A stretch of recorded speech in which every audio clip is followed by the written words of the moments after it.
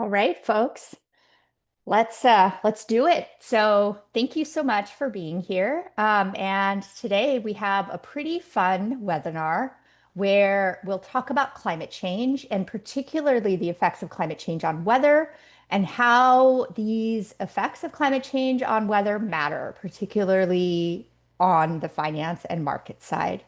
So these are weekly webinars, and every week we get together and talk about some of these really fun topics, fun and important topics. Yeah, I think this will be kind of a great segue into really understanding why climate change matters, because of course, weather matters for everything. So to start, just to introduce myself, my name is Dr. Hansi Singh. I am CEO and founder of Planet AI. I'm an Earth System scientist. I used to be a fellow at the U.S. Department of Energy, and I'm formerly a professor. And myself and my co-founder, we started this company because we were really passionate about wanting to bring the best in science from the research world to the real world to help real people solve their problems. And so this is what we do at Planet AI. And what we do is we forecast weather, and we forecast weather particularly in the gap. So beyond a week, over the next few months. And so, as you can imagine, weather is something that is on all of our minds in many ways. Weather moves markets, and climate change changes the weather. And so, what that means is that we're seeing more and more weather impacts on markets. And so, I believe that the first step to getting a handle on these things is to understand them. And so, that is the point of the webinar today, to really understand the changes in the weather. So, first of all, we'll talk about that climate, weather, and market nexus. Then we'll talk about how climate change impacts the weather, particularly in terms of warming patterns, seasonal shifts, wetter weather, extremes. And then from there, what we'll do is we'll talk a bit about different markets and how they are impacted by climate change, particularly different industries, including manufacturing, energy, and insurance. And from there, I'll make just a couple of kind of suggestions and prescriptions for how I think we can move forward in this sort of wilder weather world that we have created for ourselves. So, I want to begin just kind of with the fundamental thesis of this presentation. And that thesis is really that, first of all, the Earth's climate is changing substantially and rapidly over the last 100 years. And because of this, weather patterns are shifting. And as these weather patterns shift, markets are moving across industries. And so this is just fundamental. And, I do a lot of like kind of storytelling on this topic on LinkedIn. And really, I think that this is a connection that is not sort of well enough appreciated. And so I really want to dig into this today. So, climate change, first of all, is already here. And I know that to some extent over, the last few decades, maybe we've thought of this as sort of a theoretical construct about, hey, yeah, things are going to change a lot if we don't get a handle on our emissions. Well, guess what? They've changed. So, and we still don't have a handle on our emissions. And so they are going to continue to warm until our globe is going to continue to warm until we get a handle on these emissions.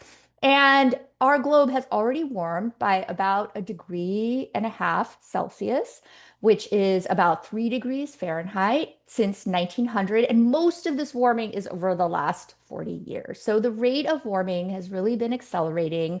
I could talk for hours about why this graph looks like has this shape that it does, right? There's this really interesting period that started in the 40s. We can have that conversation, but I really want to sort of move forward and just say, yes, the earth is warming. It has warmed already. We are dealing with the consequences.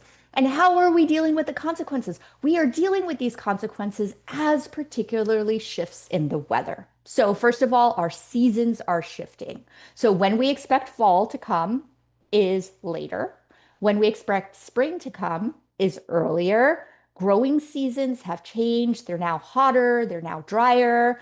Our patterns of rain and snowfall, which are just really fundamental to just everything in our economy, those are changing. And the weather has just become more extreme.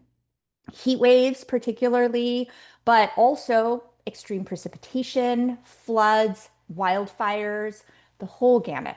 So, one thing to really kind of summarize this as is that the weather that we expect, because we're humans and we always expect the future to resemble the past, that isn't really the case in the same way anymore. So it's really important to remember that the weather we expect is no longer the weather to expect. And so we really have to be super conscious of that sort of human impulse to really believe that the future is going to resemble the past. And we have to get used to this kind of new, braver world future that is already here.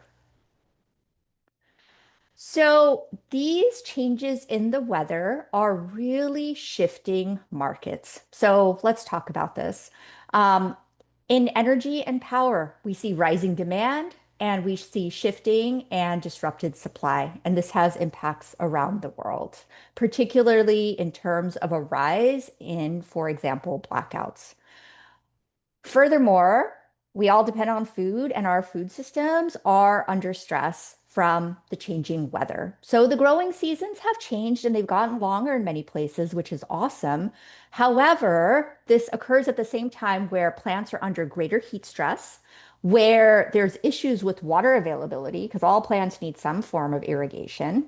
And pests have become such a huge issue in many parts of the world. And so, even if the growing season is long and luxurious, we have more pests that are decimating crop yields.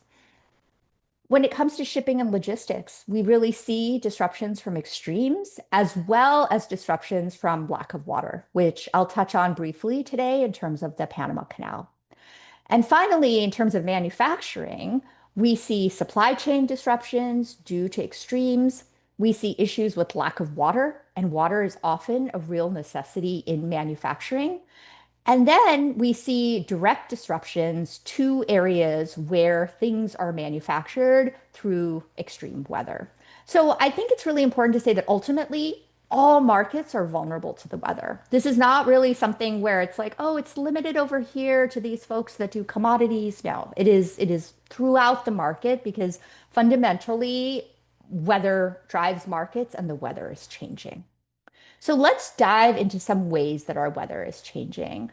So, first of all, the planet is warmer, and it's really important to remember this is kind of the pattern of warming, how much it's warmed per decade over the last 40 years. And so, sorry, over the last 30 years. And so, in terms of these patterns of warming, one thing you can probably see is the Arctic is warming faster than everywhere else. And then you can also see the land, unfortunately, is warming faster than the ocean. This is why, us scientists, we get so excited when we start to see the ocean having kind of these weird warming events, like what we've seen with the Blob 2.0. And so happy to chat about that if anyone has questions about it later. But generally, yes, the land is warming faster. And then winter is warming faster than the summer, which is important to remember. Remember those pests? Those pests aren't, dying over the winter anymore, like they used to in many areas. And so this is why we see a lot of outbreaks going on in certain mid-latitude climates. And then the night, unfortunately, is warming faster than the day, which really means that if you are in the midst of a heat wave, you don't get nice, cool overnight temperatures to really help ameliorate the kind of daytime health effects of those heat waves. So, heat waves, because of that, are becoming more dangerous. So let's dive into sort of some of these particular shifts in the weather. So, as I mentioned earlier, the seasons are shifting. Spring is arriving earlier, and fall, as many of us are experiencing over the US, is arriving later. The growing season since 1900 has increased over many parts of the world by a couple of weeks. But keep in mind, right, that sounds great for plants, but unfortunately, this growing season is also hotter. So we're dealing with more plants with heat stress. It's also drier. So the dry season has lengthened. And as I mentioned before, pests love warm weather. A lot of them are insects. And so, yeah, they really enjoy the heat. And so, what this means is that many of our growing systems are much more pest ridden than they used to be. Another quality that is really important to remember is, as I already mentioned, the availability of water. So, in general, dry areas are tending to get drier, and wet regions are tending to get wetter. So, this is really significant for areas that are already under sort of some water stress. So think the American West and the Southwest, right? Areas that tend to sort of, go up and down into times of water stress. These are generally expected to have even more water stress in the future. Mexico and Central America, those are areas where we see a lot of vulnerability here. The Mediterranean, parts of Australia, and South Africa. So there is just a real story here of vulnerability that just has to do with the fact that there's not enough fresh water. And as you know, life requires water, and our societies require fresh water in many different areas of our economies. Another thing to remember is that, as I mentioned earlier, our dry seasons are getting longer. They're also getting hotter. And in particular, they're getting less humid. So the air is drier. And so what this means is that aridity is increasing. And so if you add wind to that increased aridity, then you see a huge increase in fire weather.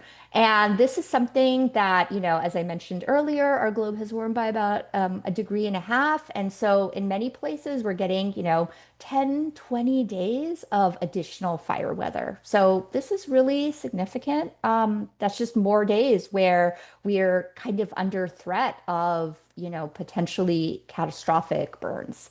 And so as the temperature warms, once again, this gets worse. And this is something that, keeps on coming up, right?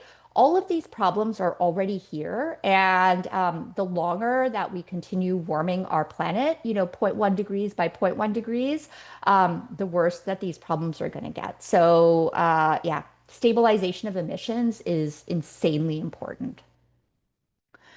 Now let's get to precipitation. So whether it's rain or snow in very cold areas, precipitation is becoming more and more extreme.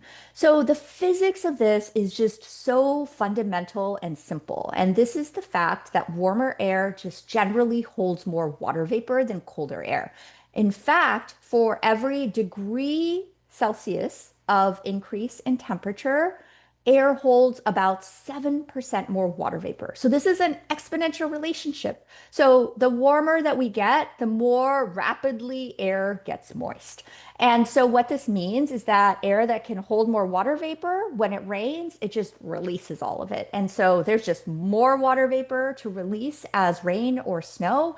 And so this is why we just get so much more intense rainfall now than we used to.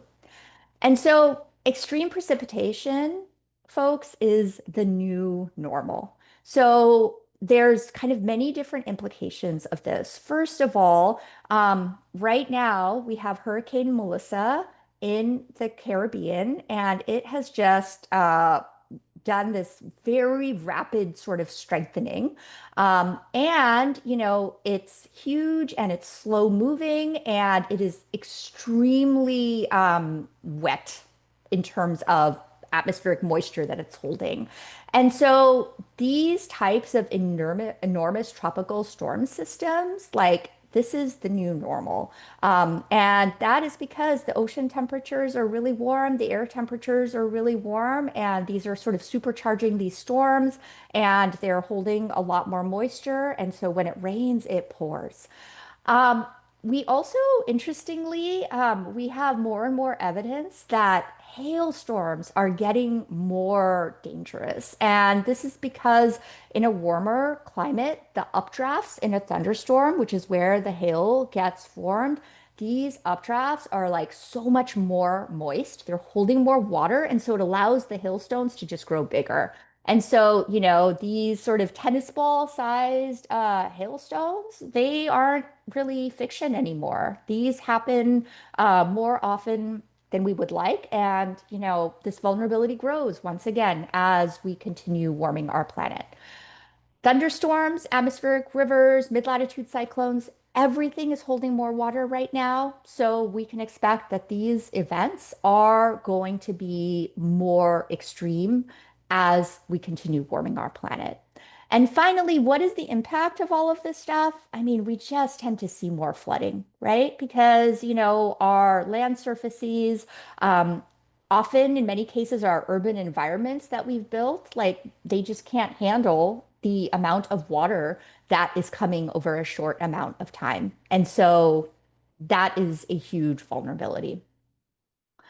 And so, finally, I'd like to just hit on, I think, something that's a little bit less known, and this has to do with the persistence of weather patterns. So, I will say that there is still some research going on in this area, but in general, what you can see is this graph right here, this graph of the Earth is generally red in most areas. And this means that temperature patterns tend to be more persistent. So the temperature, say if it's hotter than usual, that tends to hang out for longer than it used to. And so what this means that we know for sure is that this leads to longer and hotter heat waves.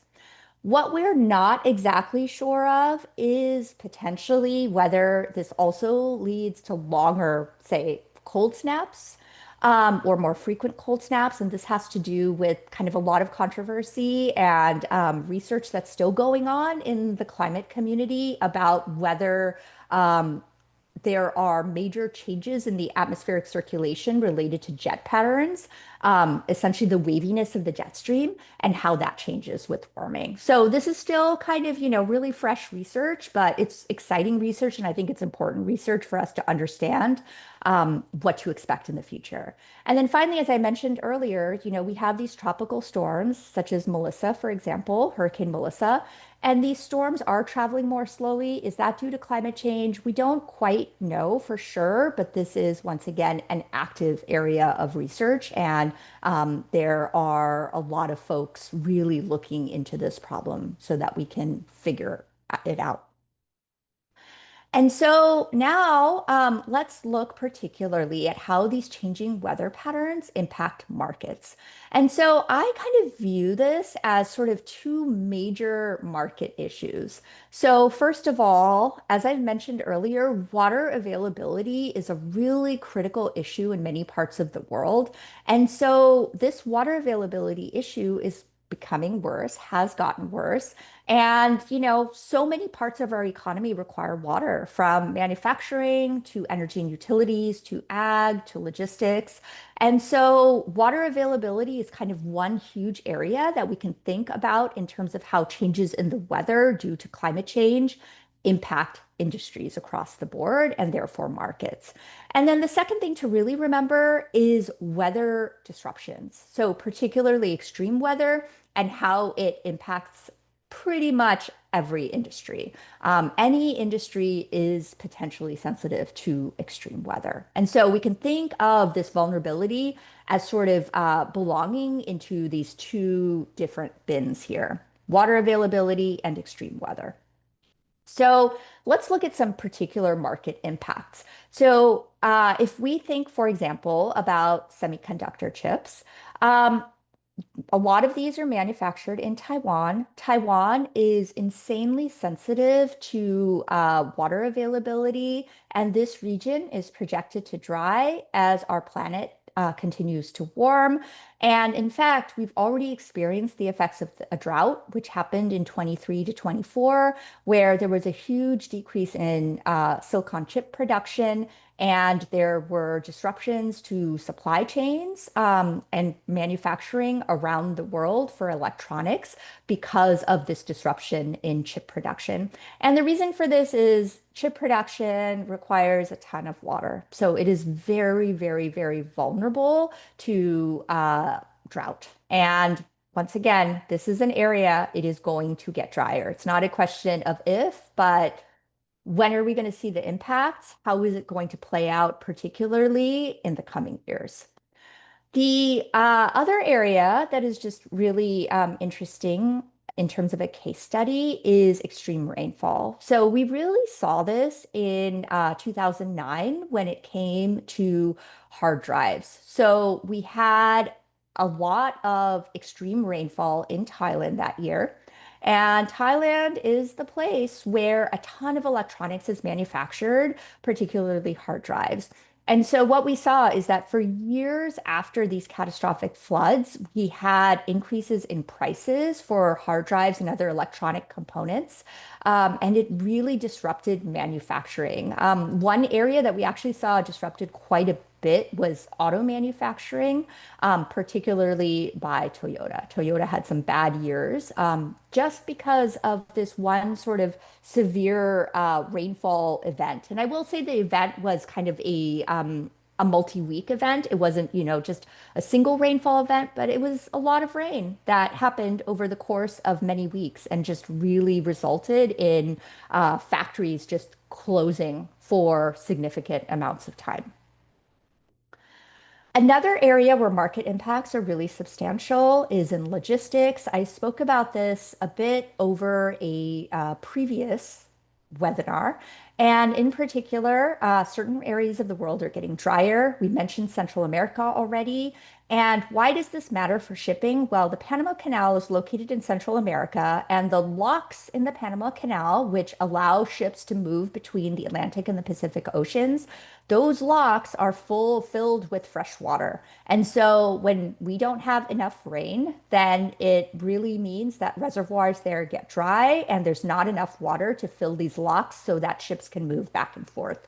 And this really impacts global supply chains. In fact, a single week of disruption in the Panama Canal, it costs about $1.5 billion in terms of shipping. So really huge impacts just with this kind of small corridor that is extremely vulnerable to increased drought in the future. Home insurance. This is a huge area. We could talk about this for hours. With the LA fires, for example, we saw huge losses. Those losses totaled over $250 billion, and insured losses in particular were about 40 billion. And in California, non-renewals of insurance policies are rising. More and more households are using the FAIR plan, which is California's insurer of last resort. And that doesn't really offer very good coverage. So our insurance markets around the country are vulnerable. And I live in Washington State. Our insurance rates go up. And I know that this is insurers sort of spreading risk everywhere as much as they can, given that some of these markets are extremely risky. But yeah, this is something that we see and that we're going to continue to see until we get a better handle on resilience and the losses specifically due to extreme weather with climate change. Finally, markets, power markets. So, with power, we see increased demand over many markets, particularly in the summer season. We see that infrastructure is old and vulnerable to extreme weather. And we see that there's a lot of supply disruptions, either supply disruptions in terms of natural gas, for example, or supply disruptions in terms of hydro. So, unfortunately, in many regions, hydro is very vulnerable. As we mentioned, water availability is a huge issue. And so you put all these together, and we are at risk for more blackouts and brownouts, even in the developed world. And so this is a huge issue that we are going to have to figure out because obviously the crux of economies is having access to power so that you can power your things, right? So really, really fundamental, and we need to get this figured out. So finally, just a few prescriptions in terms of understanding like how to move forward here. Okay. So we just really need to get a handle, first of all, to start on the weather impacts of climate change. We need to understand this new normal. We need to plan for this new normal. So, in other words, get our infrastructure ready, get new, for example, insurance instruments that can handle these sort of higher risk situations. So many ways to do this planning. And this is an area where there, I think, is room for a ton of creativity. And then finally, being able to understand that our new normal is still changing because unfortunately we have not gotten to the net zero transition yet. And so, our goals here really should be to continue to build resilience across energies or across industries and sectors using these types of prescriptions to understand and plan for what this new normal weather is, and then finally, to accelerate the net zero energy transition as much as we possibly can. This is just going to be really fundamental because every zero point 0.1 degrees of warming matters when it comes to the brave new world that we need to adapt to. So thank you so much. And I'm happy to hang out and take any questions. And before I end, I just want to put in a plug for next week's webinar where we'll specifically talk about agriculture, which is why I didn't talk about agriculture that much today, and specifically how weather volatility drives agricultural markets and how we've sort of seen these impacts get more extreme in recent years. There's a ton of storytelling to do in this area. And so, if you're interested in learning more about particularly planning for inclement weather, by knowing what inclement weather to expect, get in touch because this is what we do for our customers. We help them get a handle on extremes and hopefully by getting a handle on those, be able to plan for them better. And finally, you can find me on LinkedIn. And you can also find Planet on LinkedIn and just keep an eye out for how we talk about the links between climate, weather, and business and finance going forward. Thank you so much.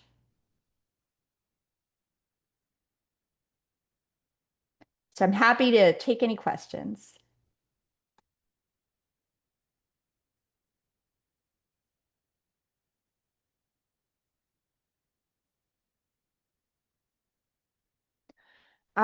Okay. So we just have a question here about how potentially climate change might increase costs for insurers. And so, particularly when it comes to increasing costs for insurers, um, we mentioned that kind of 7% increase in water vapor per degree of warming.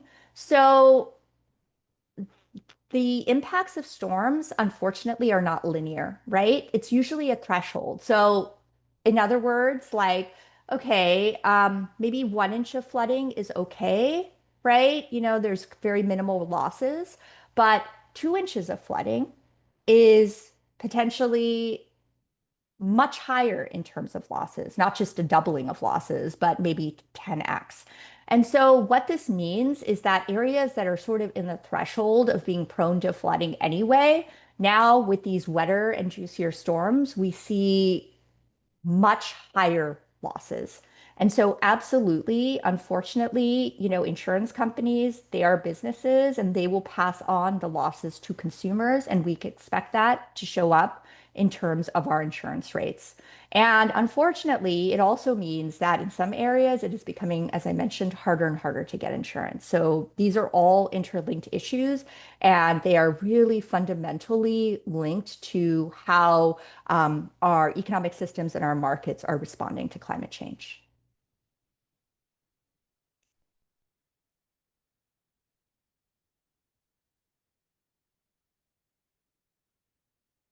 All right. Well, thank you all so much for being here today. And I'll see you again next week where we're going to talk about agriculture and weather volatility. So have a lovely week, everyone.